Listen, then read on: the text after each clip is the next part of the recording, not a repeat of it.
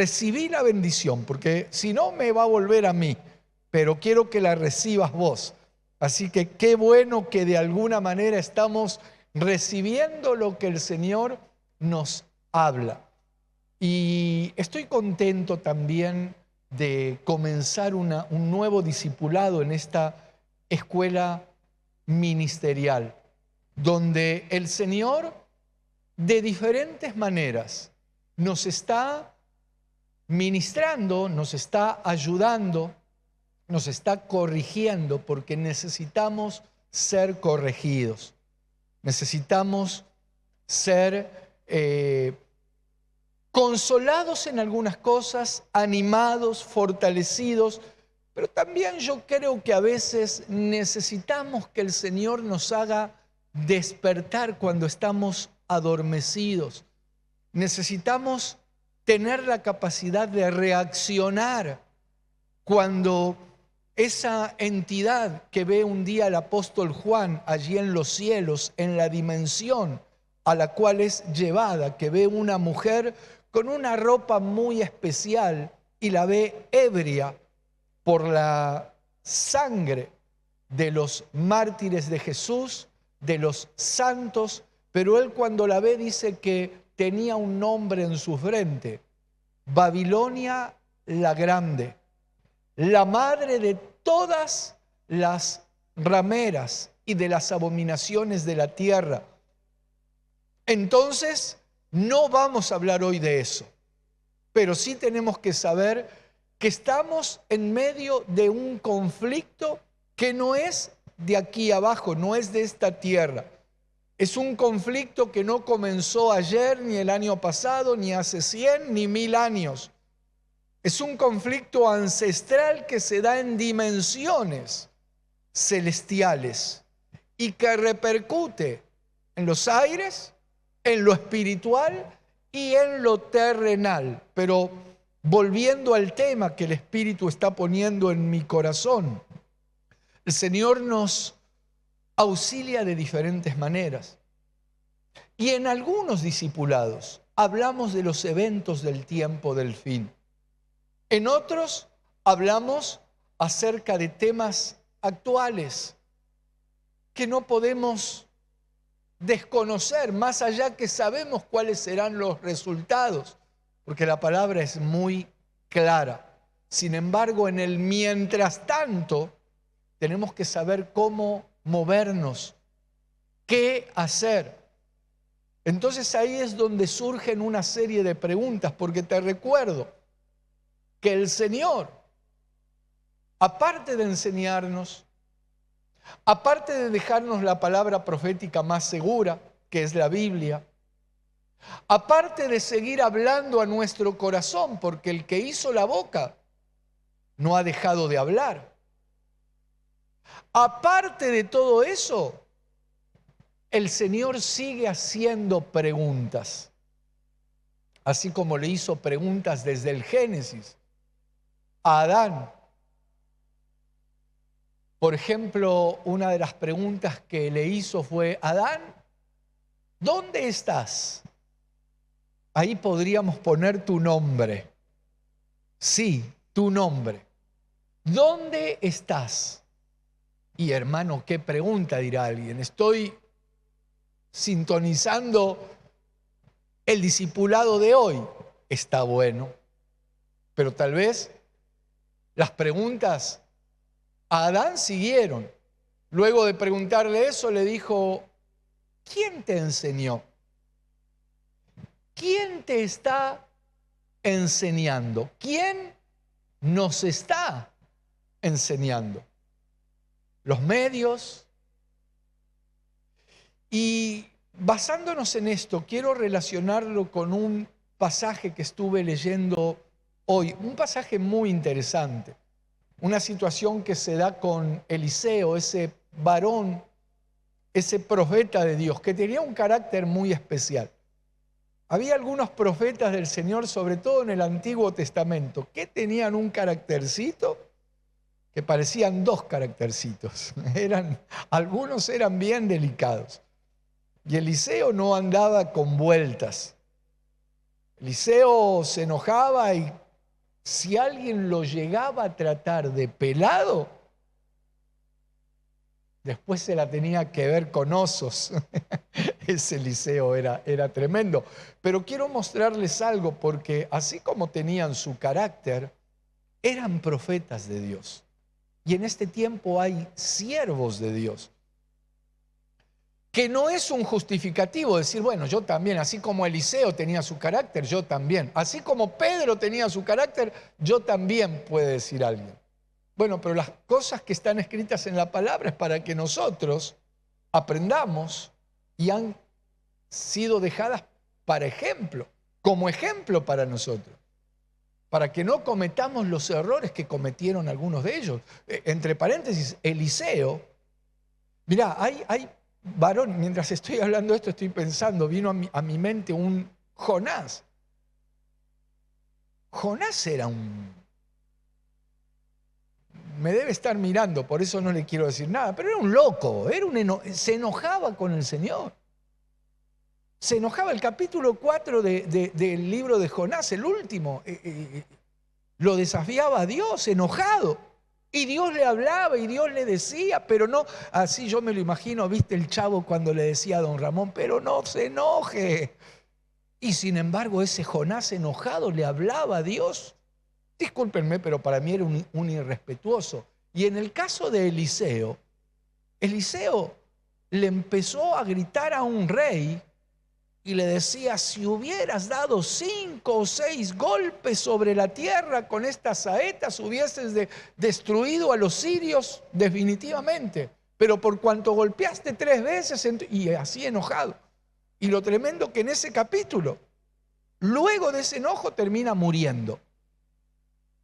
Entonces, enojo, fuera. No hay lugar, tal vez nos podemos, como dice la palabra. Puede ser que alguna situación nos enoje, pero no demos lugar al diablo, como dice Pablo allí en Efesios. Airaos, pero no pequéis, ni deis lugar al diablo. O sea, que el enojo no te dure todo el día.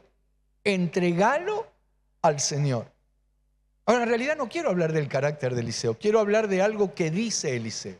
Eliseo estaba con una compañía de profetas.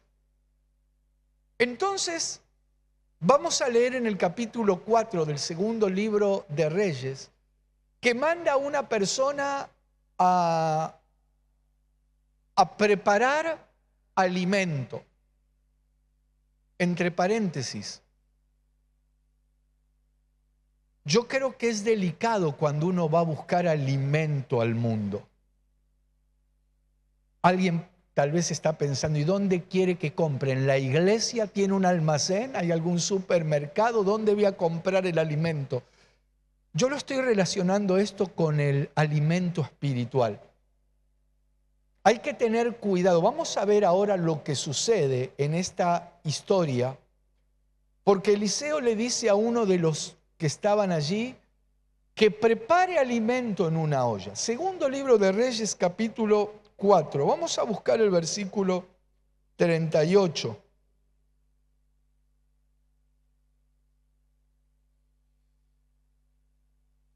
Qué bueno que lo puedas anotar, o presta atención lo que dice aquí. Eliseo volvió a Gilgal cuando había una grande hambre en la tierra, y los hijos de los profetas estaban con él. Por lo que dijo a su criado, pon una olla grande y haz potaje para los hijos de los profetas. La orden de Eliseo a su criado fue preparar la olla y hacer una especie de guiso, un potaje para los que estaban allí.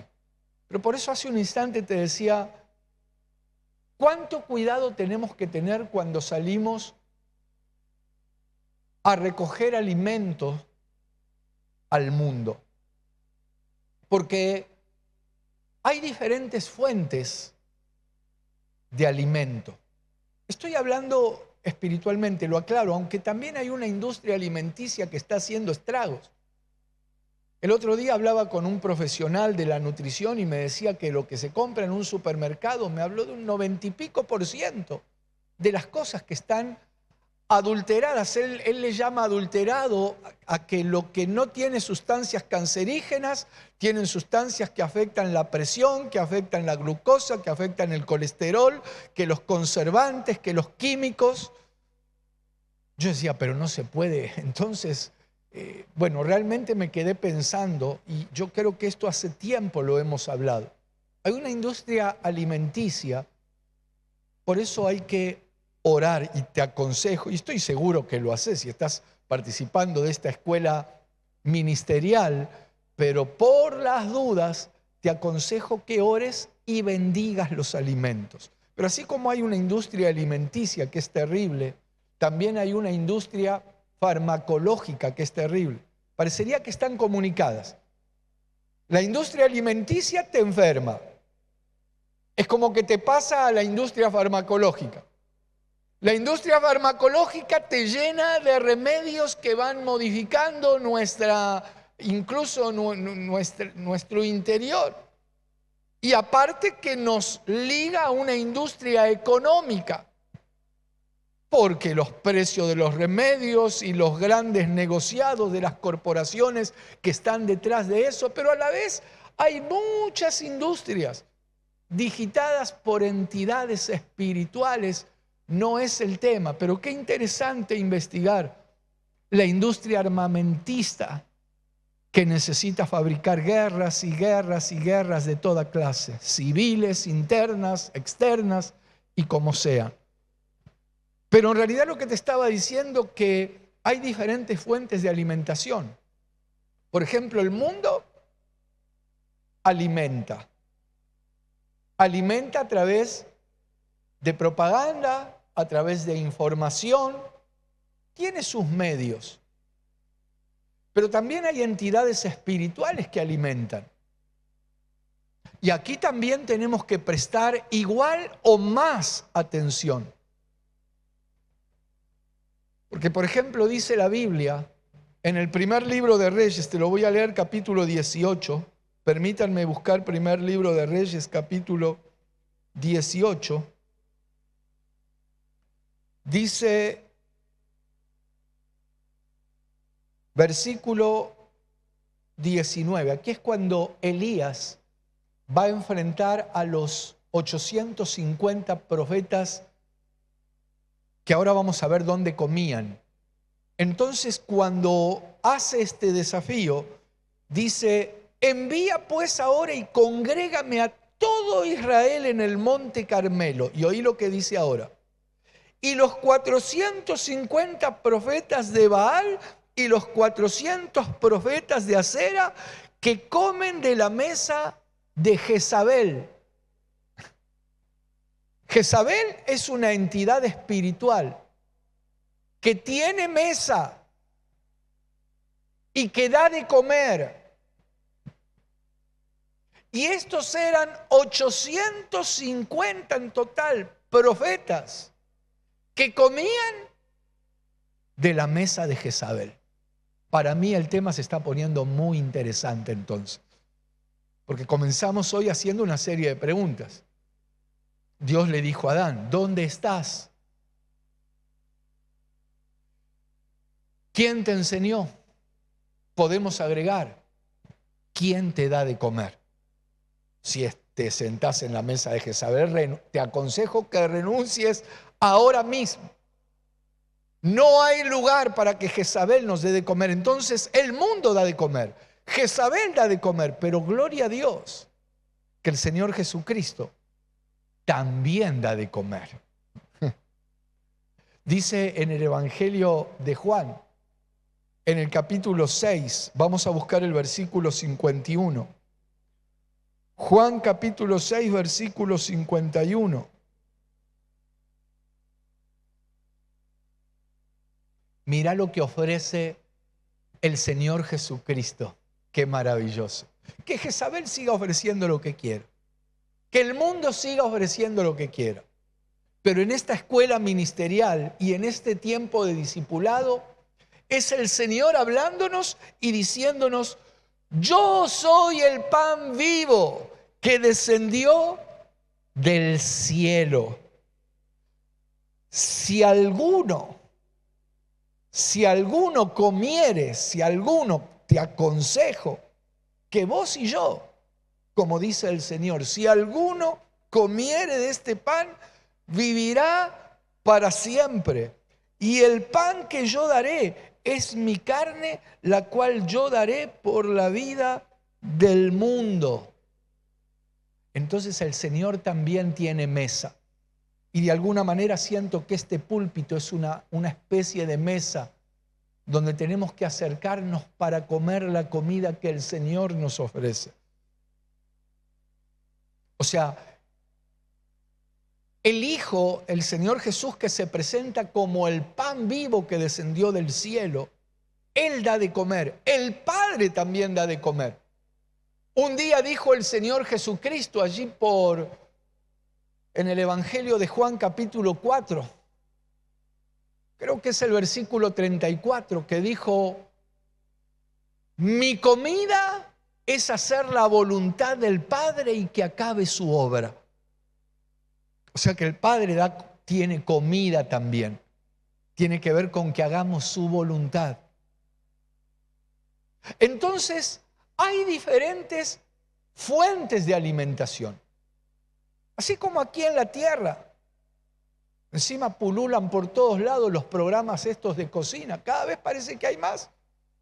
Uno a veces enciende la tele para ver algo y parece que en todos los programas todos son cocineros.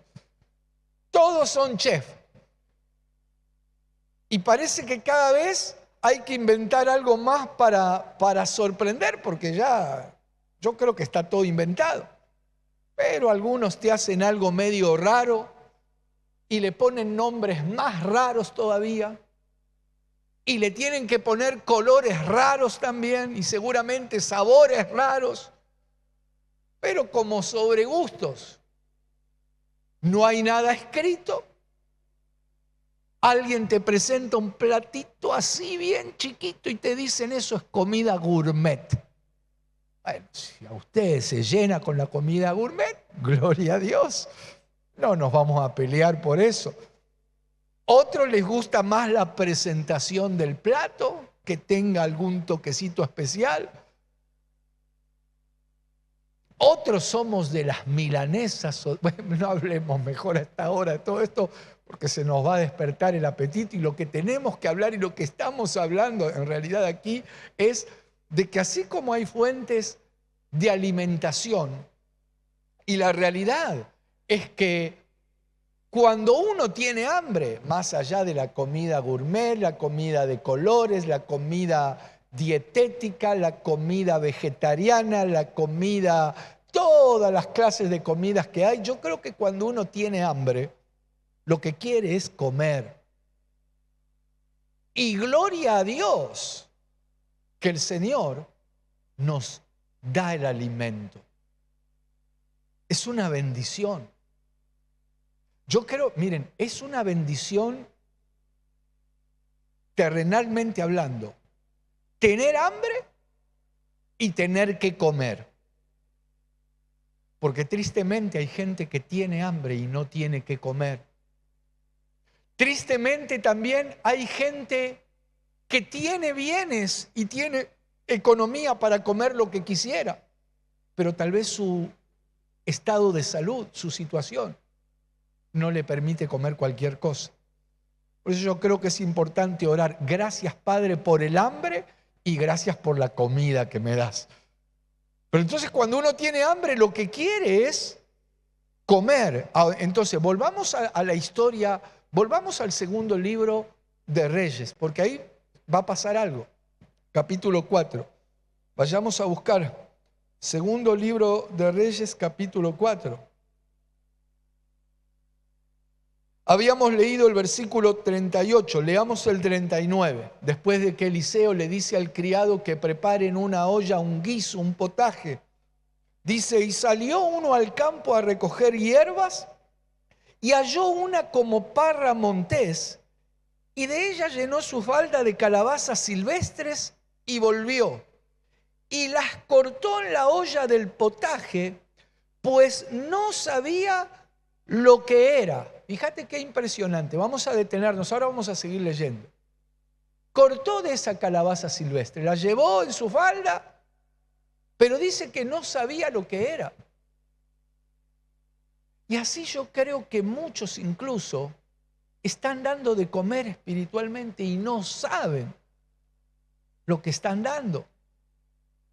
Entonces, así como hay fuentes diferentes de alimentación, tenemos que prestar atención también aún dentro, porque este era un criado de un siervo de Dios. Este iba a alimentar a los hijos de los profetas. O sea, este era un alimento que se le iba a dar al pueblo de Dios, a la iglesia del Señor Jesucristo, que de alguna manera en diferentes oportunidades nos reunimos alrededor de una mesa o alrededor de una olla de potaje para comer el alimento que necesitamos. Ahora, qué impresionante, porque este no sabía, dice aquí, pues no sabía lo que era. Qué impresionante que alguien que tiene que dar de comer, que le dan la orden que dé de comer, no sabe lo que va a dar de comer. Ahora sigamos leyendo. Dice versículo 40.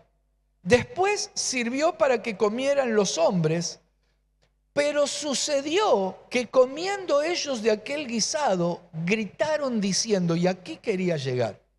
Oí el grito de los hijos de los profetas, de esa compañía, de los que estaban allí. Dice que gritaron, varón de Dios, hay muerte en esa olla, y no lo pudieron comer. Me impactó el grito de estos hombres. Hay muerte en esa olla. Hay veneno en esa olla. Por eso creo que hay preguntas que son confrontativas, pero que son determinantes. ¿Quién te está dando de comer? ¿De qué olla estás comiendo? ¿Quién te está alimentando? En este caso lo que sucede es impresionante, pero vamos a ver igual, y gloria a Dios por eso, que el Señor nos da el antídoto para cancelar las muertes de las ollas, para desacreditar los venenos que son puestos en potajes o en lo que sea. Pero aquí, gloria a Dios, que estos varones por lo menos tuvieron el discernimiento para darse cuenta y gritar, hay muerte en esa olla. Nuestro anhelo en esta escuela ministerial es que tus ojos sean abiertos, tus sentidos sean abiertos, tu gusto sea sensible para discernir cuando en una olla hay veneno, cuando en una olla hay muerte. Y por eso estos discipulados considero que son muy importantes, porque hay demasiados potajes y hay demasiados brebajes y hay demasiadas ollas que están contaminando al pueblo de Dios. Y claro, ellos se dieron cuenta de manera literal que en esa olla había muerte. Ellos si comían verdaderamente o si seguían comiendo eso, iban a morir literalmente. Pero hay muchas maneras de morir, de apagarse, de enfriarse espiritualmente, cuando lo que te dan no es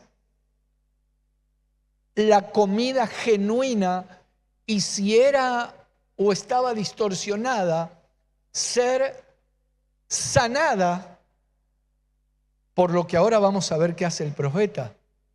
Pero hay ollas que necesitan se necesita esparcir algo. El profeta manda a pedir harina, ahora lo vamos a leer. Estoy recordando algo que me contó hace un tiempo un pastor que trabaja con nosotros. Él me llamó y me empieza a contar un problema bien delicado que tuvo en el área de la alabanza. A veces hay áreas que parecería que se dan algunos ataques y algunos conflictos, tal vez de manera más pronunciada que en otros, pero él me empieza a contar, en realidad me llamó para pedirme oración, por eso. Pero nos pusimos a hablar y le digo, pero a ver, contame cómo fue.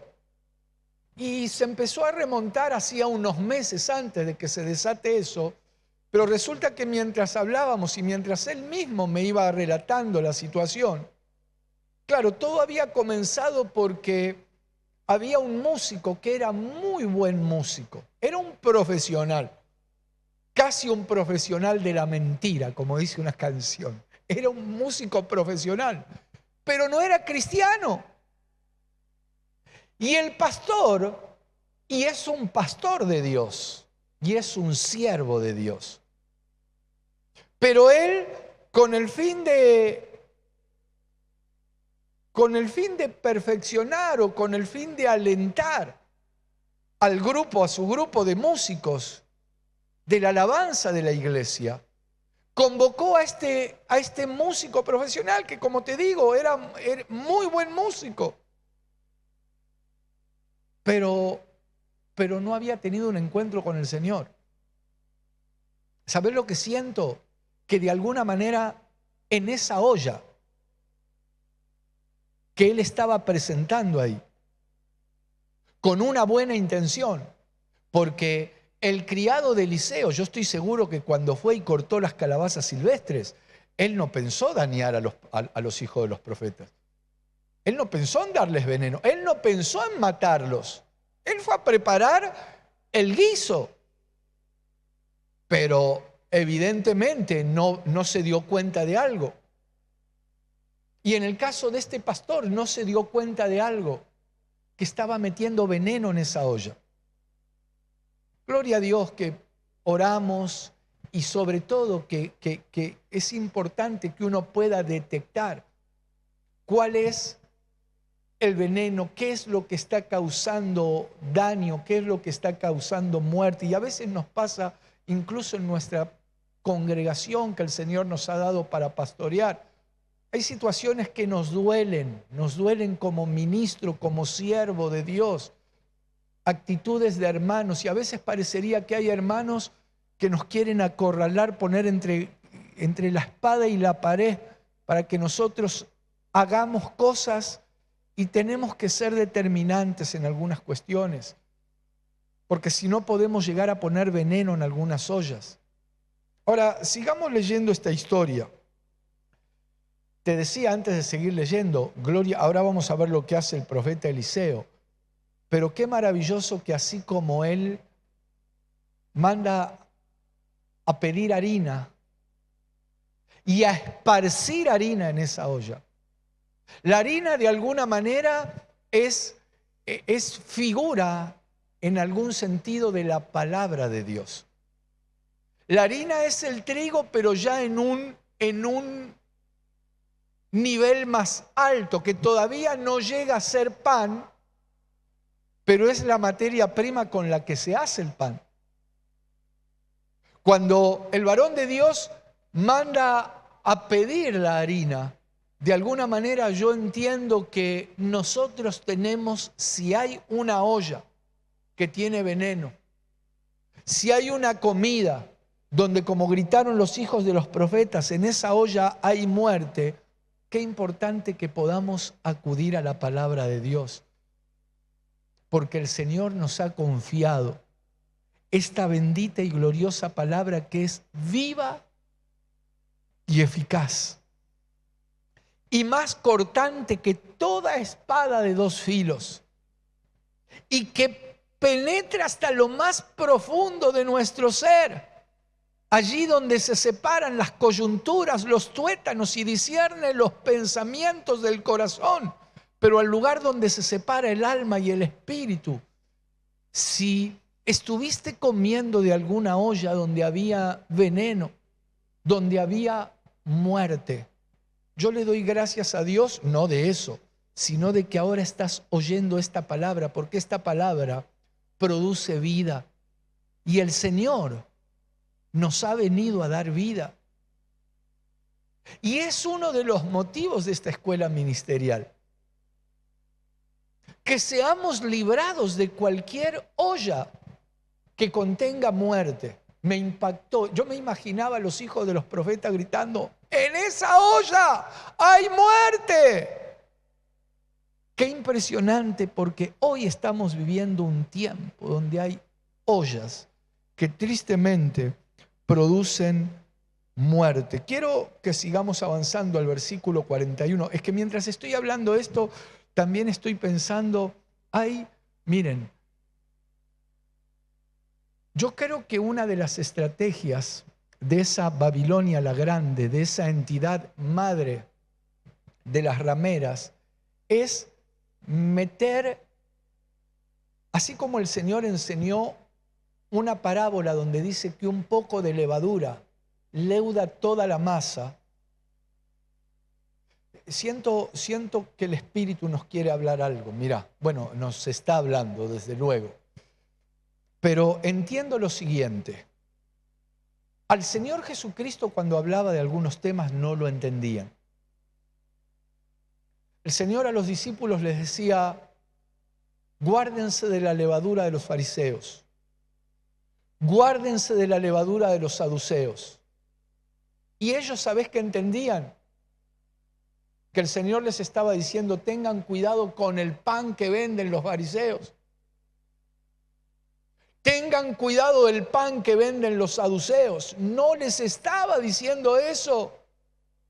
Hay todo un pasaje, creo que en Mateo capítulo 15. Pero ¿sabés con qué lo asocio?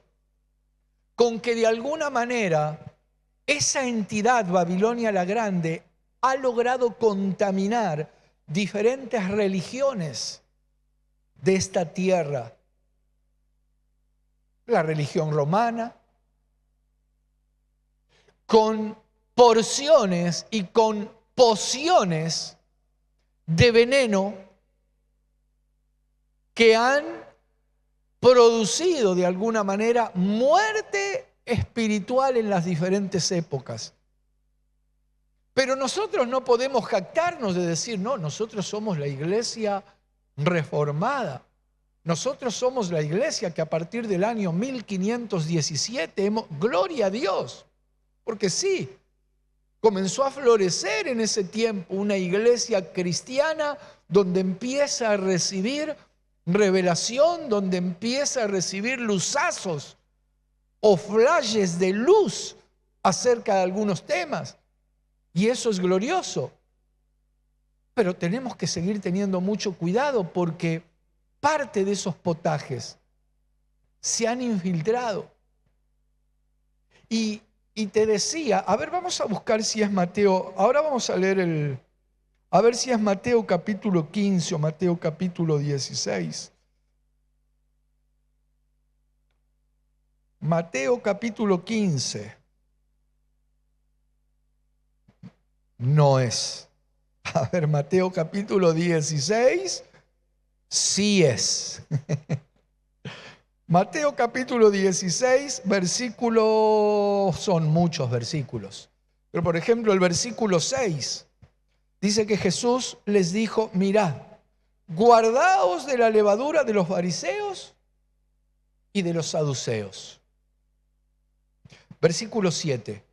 Ellos pensaban dentro de sí diciendo: esto dice porque no trajimos pan. Eso es lo que decían ellos. Déjenme leer algunos versículos más. Y entendiéndolo, Jesús les dijo: ¿por qué pensáis dentro de vosotros, hombres de poca fe, que no tenéis pan? No entendéis. Y acá les empieza a recordar: no entienden, no se acuerdan cómo con 5 panes le di de comer a una multitud, y no recuerdan en otra ocasión cómo con poquito le di de comer a otra multitud. No entienden que yo no les estoy diciendo que se cuiden de la levadura de los fariseos y de los saduceos porque no trajeron pan. No, e incluso más abajo en uno de los versículos, por ejemplo el versículo 11 les dice: ¿cómo es que no entendéis que no fue por el pan que os dije que os guardaseis de la levadura de los fariseos y de los saduceos? Versículo 12. Entonces, recién entonces, pasaron como 6 versículos, recién entonces entendieron que no les había dicho que se guardasen de la levadura del pan, sino de la doctrina de los fariseos y de los saduceos. El Señor les estaba hablando y les decía, cuídense de la levadura de la enseñanza, de la doctrina. Por eso estoy haciendo la relación entre esa olla que manda a preparar Eliseo y esos profetas, porque eso es una figura, es un símbolo espiritual. Los hijos de los profetas se dieron cuenta que en esa olla había muerte y nosotros tenemos que discernir en aquellas ollas espirituales cuando hay muerte producto de la levadura que Roma, que Egipto, que Babilonia, que los saduceos, que los fariseos, que los herodianos, que los falsos están metiendo en esas ollas. Entonces, con este concepto en mente, vayamos a leer al segundo libro de Reyes, capítulo 4, el versículo 41. Ahora sí vayamos a leer eso. Dice, él entonces dijo, después que los hijos de los profetas gritaron, hay veneno, hay muerte en esa olla. Entonces aquí Eliseo dijo, traed harina. Por eso te decía, gloria a Dios que tenemos la palabra profética más segura. Porque la harina representa la palabra de Dios. Traigan harina. Y la esparció en la olla y dijo, da de comer a la gente. Y no hubo más mal en la olla. Gloria a Dios. Y le pido al Señor que a través de estos discipulados y de esta escuela ministerial estemos esparciendo también harina a la manera de Eliseo, para que aquellos que en algún momento pueden haber sido contaminados, mal influenciados, envenenados por la comida espiritual que hayan probado de alguna olla, podamos ser descontaminados, que podamos ser a través de estos tiempos, a través de la obra que el Señor incluso está haciendo en tu vida y que quiere hacer en tu vida, que podamos decir como, y con la seguridad que dijo este profeta de Dios, esparció, dice, que unción, qué seguridad. Y hermanos, y lo digo con humildad esto, y yo siento esta autoridad, y lo digo en el temor de Dios, porque nos estamos basando en la palabra del Señor. Yo siento que estamos esparciendo harina en la olla. Y este varón dijo, dale de comer a la gente, ya no hay más muerte. Ni lo probó, por lo menos acá dice, esparció harina y dijo, dale de comer, ya está. Y yo siento que al sembrar la preciosa semilla, de alguna manera la tarea que por lo menos desde esta escuela ministerial estamos realizando, es como que ya está, no hay excusa. ¿De qué olla estás comiendo? ¿Quién te está enseñando? Desde este lugar, yo siento esa unción como un día dijo el Señor Jesucristo. El Espíritu del Señor está sobre mí porque me ha enviado el Señor a predicar buenas nuevas, buenas noticias, a predicar evangelio a los pobres, a los que tal vez en algún momento fueron presa de esos potajes, de esas ollas con veneno. Por eso qué importante que sigamos, pero querido hermano, querido pastor, siervo, ministro del Señor, hablando con fundamento en la palabra y viviendo con fundamento en la palabra. Porque el Señor un día de los fariseos también dijo, hagan lo que ellos dicen, pero no hagan lo que ellos hacen. Eran hipócritas. Hablaban, pero no hacían. Y por eso el Señor da una parábola y dice, ¿a quién compararé, es decir, hablando de un hombre prudente y de un hombre insensato. Dijo, el hombre prudente es aquel que oye mis palabras y las hace, las vive. Dice, es como un hombre que edifica su casa sobre la roca. Se levantan lluvias, tormentas, vientos, ríos, pero esa edificación no cae. Entonces, que oigamos lo que el Señor nos está hablando y que lo vivamos, que lo practiquemos, porque el hombre insensato es aquel que oye, pero así como le entra por un oído, le sale por el otro y edifica en cualquier lado. Y si edifica en cualquier lado y no sobre la roca verdadera, cuando se levantan los vientos y golpean los ríos, esa edificación es derribada. Pero bueno, yo creo, hemos llegado al final. Yo creo que el Señor nos ha estado hablando.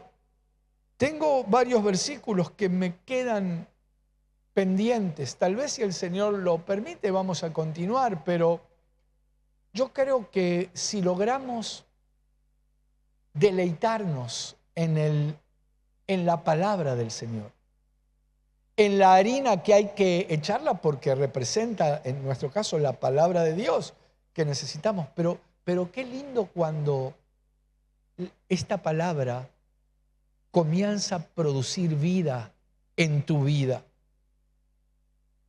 Cuando te das cuenta que no es un consejo, no es una ocurrencia mía, sino que es el consejo de Dios que tiene pensamientos de paz y de bendición para tu vida. Que esto no es aquí una imposición de lo que hay que hacer porque si no te vas a ir. No. Que se logre, y es mi oración, que se despierte un deleite por las cosas de Dios. Estoy recordando para ir terminando, pero recuerdo una vez lo que me dijo un hermano, que él me pidió oración porque él quería presentarse a un cargo político. Y el hermano, cuando me pide oración, yo le hice una serie de preguntas. Le digo, a ver, vos, ¿por qué querés ocupar ese cargo? Y si ocuparías ese cargo, ¿qué es lo que implementarías? Porque algunos dicen 100, pero yo creo que hay que tener argumentos, hay que prepararse y aliento a los hermanos que se quieren involucrar en algunas áreas de gobierno, de la política, pero hay que prepararse. Y claro, sobre todo prepararse espiritualmente, pero también saber que uno va a salir a la palestra, a algunos campos donde, bueno, el Señor ya nos advirtió. Él nos dijo, los envío como corderos en medio de lobos. Entonces hay que estar preparado, pero también hay que estar preparado en las cosas que se mueven aquí. Pero para resumir la historia, le digo, bueno, contame, a ver, ¿qué harías? Y yo no sé si él para quedar bien conmigo o porque realmente lo sintió, él me dice, mire, pastor, lo primero que haría sería establecer en las escuelas que sea obligatoria la lectura de la Biblia. Y yo pensaba, alguien puede no entender, espero que oigan con un oído abierto la respuesta que le di. Porque yo dije, empezamos mal. ¿Qué, hermano? ¿Usted no quiere que se lea la Biblia? Sí, yo sí, pero el tema es que no es por imposición. El hermano es como que dijo, yo si llego a ocupar ese lugar, lo primero que hago, obligo a que... Y claro que yo anhelaría que en todas las escuelas se lea la Biblia. Pero esto no debe ser una imposición y no debe ser a capa, a espada, a cañones, a rifles. No. Por eso oro que a través de esta escuela ministerial se te despierte el deleite de recibir la palabra de Dios, de leer la palabra de Dios. Tal vez en algunos casos la obligación sea en una etapa productiva, pero cuando se te despierta eso es algo glorioso. Bueno, vamos a dejar aquí porque ya nos hemos pasado. Esperamos encontrarnos en el próximo discipulado. Que el Señor te siga bendiciendo.